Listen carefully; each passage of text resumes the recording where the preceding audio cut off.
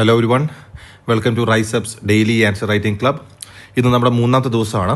ഇന്ന് നമ്മൾ ചൂസ് ചെയ്തിരിക്കുന്ന ക്വസ്റ്റ്യൻ GS3 എൻവയോൺമെൻറ്റിൽ നിന്നുള്ള ചോദ്യമാണ്. Okay, so industrial pollution of river water is a significant environmental issue in India. Discuss the various mitigation measures to deal with the problem and also governments initiative in this regard. അപ്പോൾ ഈ ചോദ്യത്തിൽ first പാർട്ടിൽ പറയുന്നത് industrial pollution of river water കൃത്യമായിട്ട് പറയുന്നു. Industrial പൊല്യൂഷനെ പറ്റി കൃത്യമായിട്ട് പറയുന്നുണ്ട്. ഇറ്റ്സ് എ സിഗ്നിഫിക്കൻറ്റ് എൻവയോൺമെന്റൽ ഇഷ്യൂ എന്ന് പറയുന്നു. Discuss the various mitigation measures, ഇതാണ് നമ്മൾ എഴുതേണ്ട പാർട്ടിൽ 1. Okay, various mitigation measures to deal with this problem and also government initiatives. അപ്പോൾ നമുക്കിവിടെ മിറ്റിഗേഷൻ മെഷേഴ്സും എഴുതണം, ഗവൺമെന്റ് ഇനീഷ്യേറ്റീവ്സും എഴുതണം. ഇത് കൂടാതെ ആ ക്വസ്റ്റ്യനിൽ ഒരു സ്റ്റേറ്റ്മെന്റ് ആയി തന്നിരിക്കുന്ന കാര്യമാണ് industrial pollution of river water is significant എൻവയോൺമെന്റൽ ഇഷ്യൂ. അപ്പോൾ ആ കാര്യവും നമുക്ക് അഡ്രസ് ചെയ്യണം. അപ്പോൾ നമുക്ക് ബേസിക്കലി അഡ്രസ് ചെയ്യുന്ന 3 കാര്യങ്ങളാണ്. 1, industrial pollution of river water is significant എൻവയോൺമെന്റൽ ഇഷ്യൂ എന്നുള്ള കാര്യം.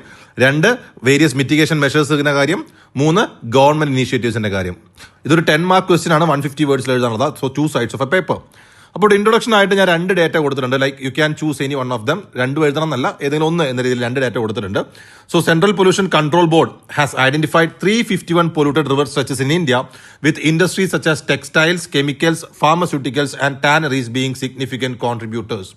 അതായത് CPCB 351 പൊല്യൂട്ടഡ് റിവർ സ്ട്രെച്ചസ് നമുക്ക് ഇന്ത്യയിൽ റെക്കഗ്നൈസ് ചെയ്തിട്ടുണ്ട്. അത് എങ്ങനെയാണ്? എല്ലാം ഇൻഡസ്ട്രിയൽ റീജിയനിലാണ്, പല ഇൻഡസ്ട്രീസ്. ഏതൊക്കെ ഇൻഡസ്ട്രീസ് അത് പറയുന്നു. ഇനി മറ്റൊന്ന്, according to 2020 report by the national green tribunal, 75% of India surface water is polluted while 60% of it is resulting from untreated industrial effluence. ഇന്ത്യയിലെ 75% സർഫസ് വാട്ടർ പൊല്യൂട്ടഡ് ആണ്. അതിൽ 60% എങ്ങനെയാണ്? ഇൻ അൺട്രീറ്റഡ് ഇൻഡസ്ട്രിയൽ എഫ്ലുവൻസും ആണ്. ഇത് രണ്ടും ബേസിക്കലി ഈ ചോദ്യമായിട്ട് ഒത്തുപോകുന്ന ഇൻട്രൊഡക്ഷൻ ആണ്. ഇതിലേത് data വേണമെങ്കിൽ നമുക്ക് യൂസ് ചെയ്യാം. ഇത് നമുക്ക് പറഞ്ഞ പോലെ first part of the question address ചെയ്യണം. ഫസ്റ്റ് പാർട്ട് ഓഫ് ദി ക്വസ്റ്റ്യനിൽ how industrial pollution of river water is a significant എൻവയോൺമെന്റൽ ഇഷ്യൂ. ഇത് എല്ലാവർക്കും ജനറലി അറിയാവുന്ന കാര്യമാണ് അല്ലെ. Industrial pollution of river water എങ്ങനെയാണ് എൻവയോൺമെന്റൽ ഇഷ്യൂ ആവുന്നത് എന്നുള്ള കാര്യം. എങ്ങനെയാണ് ഇത് ഇഷ്യൂ ആവുന്നത്? 1, എക്കോസിസ്റ്റം ഡിസ്ട്രപ്ഷൻ കാരണമാകുന്നു അല്ലെ. ഈ ടോക്സിക് പൊല്യൂട്ടൻസ് എല്ലാം വെള്ളത്തിലേക്ക് ആഡ് ആകുമ്പോൾ ബയോഡൈവേഴ്സിറ്റി ലോസ് ആവും, അക്വാട്ടിക് പ്ലാന്റ്സ്, അനിമൽസ് ഇല്ലാതാവും, ആൽഗൽ ബ്ലൂംസ് വരും, യൂട്രോഫിക്കേഷൻ വരും. യൂട്രോഫിക്കേഷൻ നമ്മൾ എൻവയോൺമെന്റ് ബേസിക്സിൽ പഠിക്കുന്നതാണ്. കൂടുതൽ ന്യൂട്രിയൻസ് വരുമ്പോൾ ഉണ്ടാകുന്ന ഒരു ഫിനോമിന. അങ്ങനത്തെ പ്രശ്നങ്ങൾ ഉണ്ടാവുന്നു. വാട്ടർ ക്വാളിറ്റി കുറയുന്നു അല്ലെ. വാട്ടർ പൊല്യൂട്ടഡ് ആകുമ്പോൾ ഒബിയസ്ലി വാട്ടർ ക്വാളിറ്റി കുറയുന്നു. വാട്ടറിന്റെ യൂട്ടിലിറ്റി, അതിന്റെ ഉപയോഗക്ഷമത കുറയുന്നു. അതുകൊണ്ട് വാട്ടർ സ്ട്രെസ് ഉണ്ടാവും, ഡ്രിങ്കിങ് വാട്ടർ സ്കേഴ്സിറ്റി ഉണ്ടാവും. എക്കണോമിക് ലോസസ് ഉണ്ടാവുന്നു അല്ലെ. ഫിഷിംഗ് കുറയുന്നു. ലൈക്ക് ഈ പറയുന്ന റിവർ ഫിഷിംഗ് ഒക്കെ ചെയ്യുന്ന ആൾക്കാരുണ്ടല്ലോ. Hindrance due to water scarcity will be imparting more economic burden. അതേപോലെ തന്നെ അഗ്രികൾച്ചർ ലാൻഡ് നാശം ഉണ്ടാക്കുന്നു. ദെൻ ഹ്യൂമൻ ഹെൽത്ത് ഹസാർഡ്സ് ഉണ്ടാക്കുന്നു. കമ്മ്യൂണിക്കബിൾ ഡിസീസ്, ഈ ഹെവി മെറ്റൽ പോലുള്ള പൊല്യൂഷൻ ഉണ്ടാകുമ്പോൾ അതുകൊണ്ടുള്ള ഡിസീസസ്. അപ്പോൾ ഒരു 4 പോയിന്റ് നമുക്ക് എന്ത് ചെയ്യാം? Issues caused by industrial pollution എന്ന് പറഞ്ഞ് പ്രസന്റ് ചെയ്യാം. ഇത് വേണമെങ്കിൽ നമുക്കൊരു ഫ്ലോ ചാർട്ട് ആയിട്ടോ ഒരു സൺ ഡയഗ്രാം ആയിട്ടൊക്കെ റെപ്രസെന്റ് ചെയ്യാവുന്നതാണ് ഈ 4 പോയിന്റ്സ്. ഓക്കെ, ഒരു 4-5 പോയിന്റ്സ് കൊടുക്കുക. സോ ബേസിക്കലി നമ്മുടെ ആൻസറിന്റെ അപ്പോൾ ഒരു ഓൾമോസ്റ്റ് ഫസ്റ്റ് പേജിന്റെ ഒരു 60% കവർ ചെയ്യുന്ന പോലെ നമുക്ക് ഇത് എഴുതാം. അല്ലെങ്കിൽ ഒരു 50% 60% കവർ ചെയ്യുന്ന പോലെ എഴുതാം. ഇനി നമുക്ക് നേരെ ക്വസ്റ്റ്യനിലേക്ക് പോവാണ്. Mitigation measures. എന്തൊക്കെയാണ് മിറ്റിഗേഷൻ മെഷേഴ്സ്?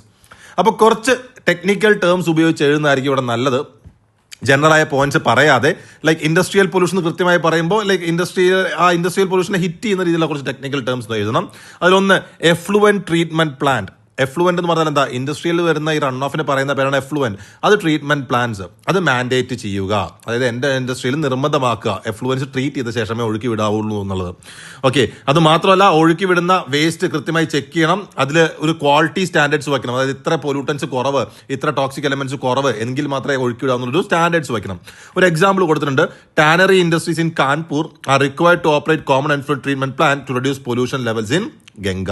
ഗംഗയിലേക്കുള്ള എമിഷൻസ് കുറയ്ക്കാനായിട്ട് ഒരു കോമൺ എഫ്ലുവന്റ് ട്രീറ്റ്മെന്റ് പ്ലാന്റ് വേണമെന്ന് നിർബന്ധം പറഞ്ഞിരുന്നു. അതേപോലെ implement zero liquid discharge system. Liquid discharge zero ആക്കുന്ന സിസ്റ്റം. അപ്പോൾ zero liquid discharge system it's a scientific method in which liquid discharge ഇല്ലാതാക്കുക, വേസ്റ്റ് വാട്ടറിനെ റിലീസ് ചെയ്യാത്ത രീതിയിലാക്കുക. Okay, it is to ensure that no waste water is discharge into the environment. Example, textile industry of Tamil Nadu has adopted zero liquid discharge system to combat pollution of Noyal and Kaveri rivers. ഇവിടെ ഈ sentence completely എഴുതണം എന്നല്ല, just zero liquid discharge system എഴുതിട്ട് to ensure no waste water discharge to the environment അത്ര എഴുതിയാൽ മതി. പിന്നെ എക്സാമ്പിളും. Okay, ഞാനത് നിങ്ങൾക്കൊന്ന് വായിക്കുമ്പോൾ ഒരു സ്മൂത്ത് ഇടാൻ വേണ്ടി ഇത്രയും പോയിന്റ്സ് കൊടുത്തതാണ്. Then river rejuvenation programme. River rejuvenation എന്ന് പറഞ്ഞാൽ ഓൾറെഡി പൊള്യൂട്ടഡ് ആയ റിവറിനെ തിരിച്ചു കൊണ്ടുവരാനായിട്ട് government have initiated several river rejuvenation programme for local reverse. Example Narmada Seva mission launched by Madhya Pradesh government. എന്തിനാണ്? നർമ്മദയെ തിരിച്ചു കൊണ്ടുവരാനായിട്ട്. അപ്പോൾ ഓൾറെഡി പൊള്യൂട്ടഡ് ആയ റിവേഴ്സിനെ തിരിച്ചു കൊണ്ടുവരേണ്ട പ്രോഗ്രാംസ് വേണം. എഫക്റ്റീവ് എൻഫോഴ്സ്മെന്റ് ഓഫ് ലോസ്, അല്ലെ, എൻവയോൺമെന്റൽ ഇമ്പാക്ട് അസസ്മെന്റ് കൃത്യമായി നടത്തണം. വാട്ടർ ആക്ട് കൃത്യമായി ഇംപ്ലിമെന്റ് ചെയ്യണം. അപ്പോൾ ലോസിന്റെ ഇംപ്ലിമെന്റേഷൻ. Community participation. ഓരോ റീജിയണിലും ഒരു റിവർ പൊല്യൂഷൻ ഉണ്ടാകുമ്പോൾ അത് ഏറ്റവും കൂടുതൽ അഫക്ട് ചെയ്യുന്ന അവരുടെ ലോക്കൽ കമ്മ്യൂണിറ്റി കൂടി ആയിരിക്കുമല്ലോ. അപ്പോൾ കമ്മ്യൂണിറ്റിയെ ഉൾപ്പെടുത്തിക്കൊണ്ടുള്ള പാർട്ടിസിപ്പേഷൻ, അതായത് അവർക്ക് ഇൻസെന്റീവ്സ് ഒക്കെ കൊടുക്കാം ഇൻ കേസ് അവർ കൃത്യമായിട്ട് മോണിറ്റർ ചെയ്ത് റിപ്പോർട്ട് ചെയ്യുകയാണെങ്കിൽ. അതായത് പൊല്യൂഷൻ കൂടുതലാകുമ്പോൾ if they are reporting we can provide them incentives. അങ്ങനത്തെ പ്രോഗ്രാംസ് കൊണ്ടുവരാം. Then repurposing industrial waste to promote circular economy. അതായത് ഈ വേസ്റ്റിന് തന്നെ ട്രീറ്റ് ചെയ്തുകൊണ്ട് വീണ്ടും ഉപയോഗിക്കാൻ പാകത്തിനാക്കുക. ഇപ്പോൾ ഫോർ എക്സാമ്പിൾ കോളിൽ നിന്നൊക്കെ വരുന്ന ഫ്ലൈ ആഷ് നമ്മളിപ്പോൾ സിമെന്റ് ഇൻഡസ്ട്രിയിൽ ഉപയോഗിക്കുന്ന പോലെ ഈ എഫ്ലുവൻസിനെ വീണ്ടും ഉപയോഗിക്കാനുള്ള പോസിബിലിറ്റി ഉണ്ടോ എന്ന് നോക്കുക. Then continuous water quality monitoring. എവിടെയൊക്കെ മോണിറ്ററിംഗ് പോസിബിൾ ആണോ അവിടെയൊക്കെ മോണിറ്റർ ചെയ്തുകൊണ്ടിരിക്കുക. ക്വാളിറ്റി കൂടുന്നുണ്ടോ കുറയുന്നുണ്ടോ എന്നുള്ളത്. അപ്പോൾ ഇത്രയും പോയിന്റ്സ് എന്തായാലും എഴുതേണ്ട. ഒരു 3, 4, 5 പോയിന്റ്സ് ആണ് എഴുതാൻ പറ്റുക. അപ്പോൾ അതിന്ന് ലൈക്ക് പറ്റുന്ന 5 പോയിന്റ്സ് എഴുതുക എന്നുള്ളതാണ്. ഓക്കെ, ഞാൻ കുറച്ച് പോയിന്റ്സ് കൂടുതൽ കൊടുത്തുന്നേ ഉള്ളൂ. ദെൻ ഗവൺമെന്റ് ഇനീഷ്യേറ്റീവ് നമ്മൾ ചോദിച്ചിട്ടുണ്ട്. ഗവൺമെന്റ് ഇനീഷ്യേറ്റീവ് നമ്മൾ എന്തൊക്കെ പറയാം? ജസ്റ്റ് കുറച്ച് നമ്പേഴ്സ് പറയാനുണ്ടാവും, അത് പറഞ്ഞാൽ മതി. നാഷണൽ റിവർ കൺസർവേഷൻ പ്രോഗ്രാം ഉണ്ട്. എന്താണ് നാഷണൽ റിവർ കൺസർവേഷൻ പ്രോഗ്രാമിന്റെ aim? Water quality of India major റിവേഴ്സിൽ കൃത്യമായി കീപ്പ് ചെയ്യുന്നത് ഉറപ്പുവരുത്തുക. As per government of India, the National River Conservation Program has so far covered polluted stretches of 38 rivers in 82 towns and 16 states across the country. അപ്പോൾ major റിവേഴ്സിനെ target ചെയ്തിട്ട് conserve ചെയ്യുക എന്നുള്ളത്. Namami Gange programme എന്താണ്? Ganga റിവറിനെ rejuvenate ചെയ്യുക എന്നുള്ളത്.